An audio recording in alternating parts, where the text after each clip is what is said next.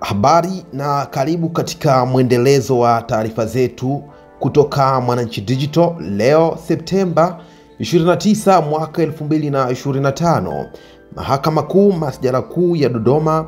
imepanga Oktoba 6, 2025 kuwa tarehe ya kusikiliza shauri nambari 24027 ambalo limefunguliwa na Luhaga Mpina na chama cha ACT Wazalendo, ambapo wanapigania haki ya kuwa katika kinyang'anyiro cha uchaguzi wa nafasi ya kiti cha urais kwenye uchaguzi mkuu utakofanyika mwezi Oktoba mwaka huu. Shauri hilo lipo mbele ya majaji watatu ambao ni Fredrick Manyanda ambaye ni mwenyekiti wa jopo la majaji anayesaidizana na Jaji Adhara Gons na Jaji Sylvester Kainda, ambao wamekubaliana na hoja zote mbili. Hii ni sehemu ya video ambayo inamuonesha wakili John Seka akitoa mustakabali wa kesi hiyo. Tulikwenda kusikiliza shauri la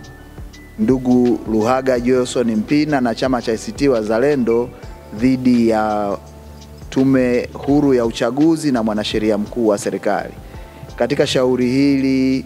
ndugu Luhaga Johnson Mpina amefungua shauri la kikatiba akiendelea kupigania haki yake ya kuwa mgombea urais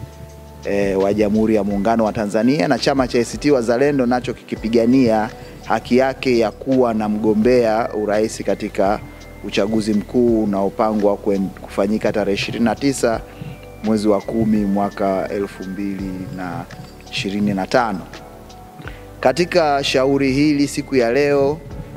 mahakama pamoja na kwamba ilikuwa imepanga usikilizwaji, lakini imeona kutokana na uzito wa hoja zinazotaka kujadiliwa, hasa kuhusiana na haki ya kugombea uchaguzi wa urais ambayo si hoja nyepesi, mahakama imeridhia kwamba hoja hizi zijadiliwe kwa maandishi, na mahakama imeona kwamba muda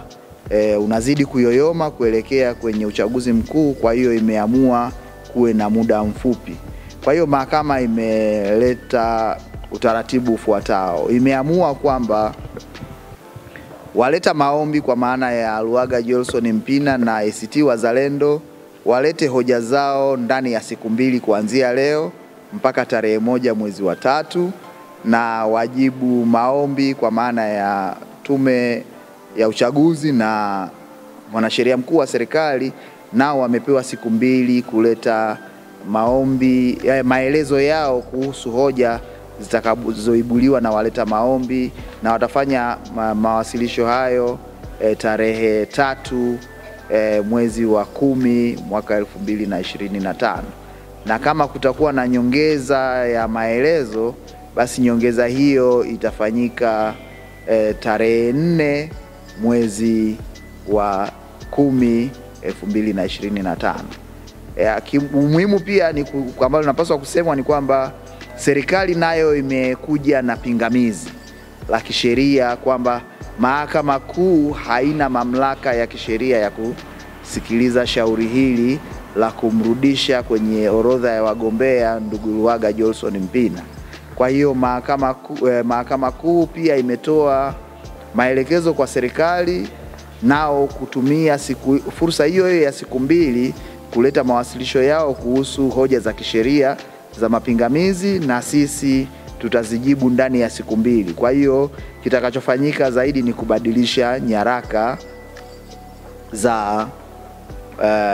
kisheria. Cha msingi ni kwamba Mahakama Kuu imeamua tarehe 6 saa 8 mchana kesi hii itakuja mbele ya mahakama kwa ajili ya kuangalia ni namna gani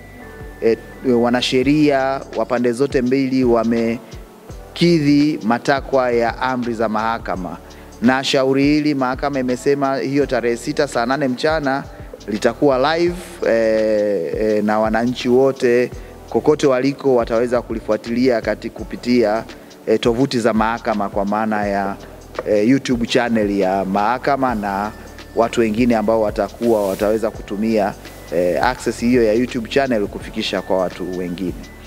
La mwisho kabisa ambalo tulileta mbele ya mahakama hii ni kuangalia uwezekano wa mahakama kuweka zuio la muda la uchapishaji wa ballot paper au kurasa za karatasi za kupigia kura za uchaguzi wa rais, lakini mahakama imeona kwa kuwa bado muda upo, basi